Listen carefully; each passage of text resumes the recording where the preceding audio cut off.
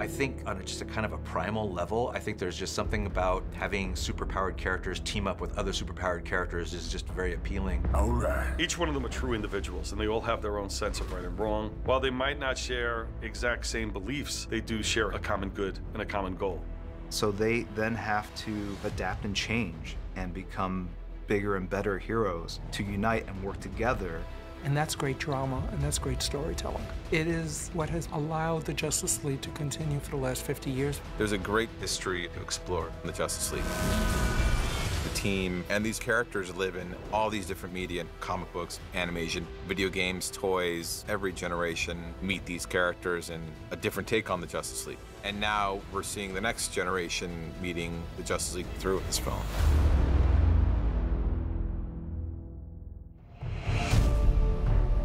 If you want to follow the history of the Justice League, it actually starts not even with the Justice League, it starts with the Justice Society.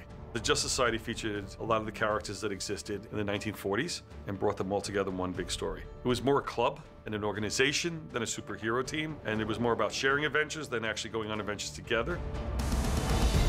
Then you flash forward to the late 50s, early 60s when the Silver Age of comics is starting. They're reintroducing these new interpretations of our characters. So it only seemed to follow suit that the next interpretation of the Justice Society is a new group, and this was called the Justice League. It was a smash hit. Brave and the Bold number 28, Justice League number 1. Been around since 1960. What is that? Carry the One. Like a long time. They've been around a long, long time. They came together because there's a giant starfish called Starro. That was the big threat. So you start to see Justice League now becoming an integral portion of the DC universe. So Justice League becomes the book where all characters seem to appear. So if there's one comic you're supposed to buy, that was the one. My personal favorites of those stories are the ones where they go out and try to convince new characters to join the team. The Atom joins later, Green Arrow joins later. They go out there and they search out characters like Zatanna. They offer the position to Metamorpho. He turns them down because he doesn't want to be a hero. And they keep on introducing new characters. The thing that really did it for me was the run of stories that Len Wein wrote in the 70s, which were just really great adventures. What he would do, it wouldn't be an adventure would finish and then there'd be a new one. There would be a new one, but there was plot threads that ran through it, so it was very much like television today, where we have an individual episode, but there are massive plot threads that run through and play out, and mysteries that you have to think about and solve. So his Justice League for me was real inspiration. And then they did Crisis on Infinite Earths, which is the most famous comic book storyline by George Perez and Marv Wolfman. Crisis came out in the mid-'80s. All the DC heroes, Superman, Batman, Wonder Woman, Hawkman, Green Lantern, Flash, etc., etc., etc., you can go on forever, were all created between 1938 and 1941. Almost 50 years later, the best characters have been continuing. Superman, Batman, and Wonder Woman were published non-stop. Some of those characters are starting to get older. They don't feel as modern anymore. We needed something to make them special again. Also, DC was too confusing for new readers. He had a strange continuity. We had this multiverse of different planets filled with multiple versions of the superheroes.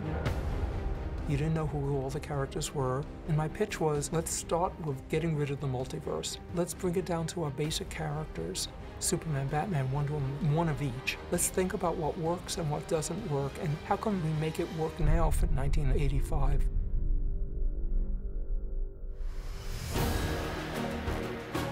When End of Crisis came out, they relaunched a lot of titles, Superman and Wonder Woman and Flash, but also Justice League with Giffen DeMatteis and Kevin Maguire. It was not the usual team you saw, and the tone of it was funny. There was a lot of humor to it. It was this weird mix of characters, and from the outside, it was like, oh wow, they're trying to do something new. It was wonderful, and people really liked it. They were kind of going against the trend of grim and gritty comics. It was a great take on the team, and it was cool to see these strange characters together that we'd never seen come together and form the Justice League. And so for years and years and years, the Justice League was never the Big Seven, as they called them. Then you flash forward to Midsummer's Nightmare, which is really a standalone, independent story. And that's the first time you see the Seven interacting again. And lo and behold, the reaction from the fan base is very strong. Then ultimately that gets you to the big launch point, which is JLA, when Grant Morrison takes hold of the book and really takes all the primary characters, puts them together, creates villains and situations that really are worthy of bringing those 7 characters together. When I came into it, I said, can we bring back the Big Seven Justice League? Can we focus on giant scale adventures that only they could deal with? The big idea I had was the Justice League was so close to the Greek pantheon of gods. Let's make a point of that. Let's actually assign them. You know, the Flash is Hermes, Superman is Zeus, Batman is Hades. And it really fits beautifully because the DC characters are such big archetypes. What I could then do was go back to the Iliad or the Odyssey or to Celtic or Norse myths. And there was just such a great wealth of stuff that could be adapted or science fictionized or recreated.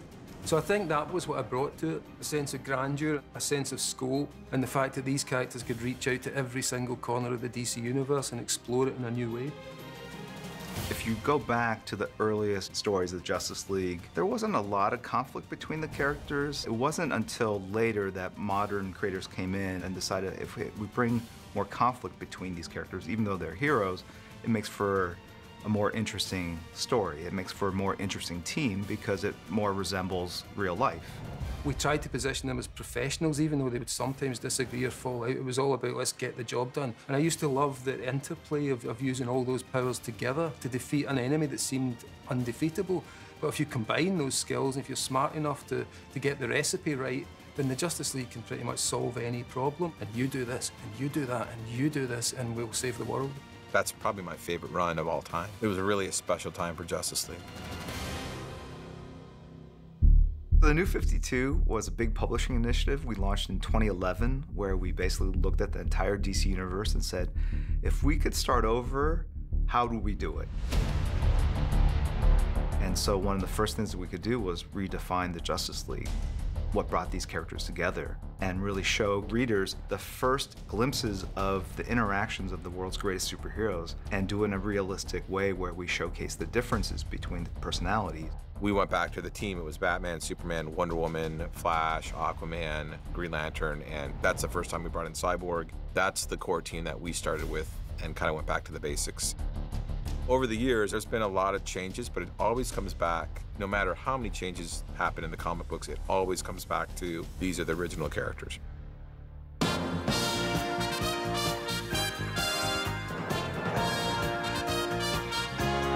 My love for DC Comics, and specifically superheroes, because I'm all things DC, comes from Super Friends, which was this Saturday morning animated series. Back then, all we really had was animation, so the Super Friends was the closest thing we had to seeing the Justice League come to life, because you could see them move, and they talked, and they interacted. And they had a theme song, and that's what made me go outside and put a towel around my neck and run around like a dork. It was done under really restrictive TV broadcast standards and practices. They were not allowed to show characters punching other characters. So any kind of action they had, it was more like Superman would fight a tornado rather than fight another villain. There was things like that which kind of kept it from its full potential. When we came along and did our Justice League show in the early 2000s, it gave you a chance to take something that was like a static image on a comic and bring it into cinematic kind of storytelling. After we had done 2 seasons of Justice League, Cartoon Network said, yeah, we would like you guys to do another season, but we want to rebrand the show somehow. I came up with this name, Justice League Unlimited. And I thought, what does that mean? And that basically means instead of having just 7 superpowered characters, now we've got 50 some odd superpowered characters. Basically, any character in the DC universe is now automatically a member of the Justice League. But it allowed us to kind of dig deeper into the DC bench so that we could use characters like The Question and Hawk and Dove and Captain Atom, characters who are interesting to us as comic book fans, and they weren't necessarily household names as the other characters, but it was something that allowed us to kind of just expand the scope of the show. And it turned out to be quite a big hit with the fans. I always say it was my favorite show of all the shows I've ever worked on, because every episode was different than every other episode. And then doing the Justice League as a series of feature-length movies, it's interesting. It kind of gives us a little more of a narrow focus in terms of, instead of having season-long story arcs, we're basically telling movie-length stories with still pretty large ensemble cast. So it's tricky from a storytelling standpoint to make sure that each character is there for a reason. It's really tough to accommodate 7 lead characters. We always do try to balance it out. You want to make sure they at least get one really good action sequence in the film. It's a juggling act, it's a challenge.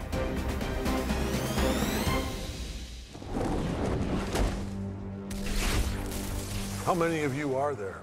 Not enough. It's challenging to have all these amazing superheroes together on the screen to tell this big, epic story with action and spectacle, but also a lot of character. And I think Zack does an amazing job balancing all of that out. Wait until the camera comes around, Ben. It is super exciting to finally bring all these superheroes, the Justice League, to the screen for the first time. This is amazing. This is crazy. The day we were all up on the wall for the first time, it was like watching my 8-year-old dreams come true. It took me back to those days watching the cartoons. I almost shed a tear. I will say I held it together pretty good. It's groundbreaking. Wow, it's like a cave. Like a bat cave. I swear I've been blacking out and entering comic frames. Harry. And living in the world of this invented universe and then coming to, like, where am I? It's very hard to describe the feeling when you look out and you see that Alex Ross painting and you see it in front of you and it's these real people. It's so amazing. He's back. I had this moment the other day on set where I looked up and I saw Jason and Gal and Ben and Ezra and Ray there, and I thought, this is a piece of history happening right now, and I'm lucky enough to be a part of it. Well, I knew you didn't bring me back because you like me. I don't. Not. It's interesting because pop culture has chewed up and spit out so many pop icons over the years. That's part of what pop culture does, is sort of consume characters and icons and ideas and start with them looking cool and interesting, and when it's done with them, they seem retro, and then they seem just absurd and goofy and hopelessly dated. And a lot of these core DC characters still don't seem dated. They somehow still work in stories today, and I think that's just the mark of characters that are very well drawn, that they still have this kind of resonance. The fun and beauty of comic books is that when it's a shared universe, you're really standing on the shoulders of these creative giants before you, and everyone acknowledges and understands that their ideas will be used and changed and evolved to kind of further this giant storyline that we're all creating. My man! As comic book storytellers, we've been telling stories with these characters for over 50 years. So there's so many stories out there, so many great touch points for people to tap into and pull the ideas out and mold and create it to what works best for whatever medium, what works best for television, what works best for the screen. So I'm going to be interested where they take them. We should always have new versions. We should always make the books relevant to the current generation. Keep the characters up to date. Don't let them become your granddaddy superhero. You need characters who reflect the modern age. Slowpoke. Oh, it's on. I've been really blessed to be part of the evolution of the DC universe. You have these characters and you get to play with their motivations, and as long as you honor the canon, there's still a lot left that you can do, and that's a lot of fun. Big round table. 6 chairs. Right there. But room for more. A room for more.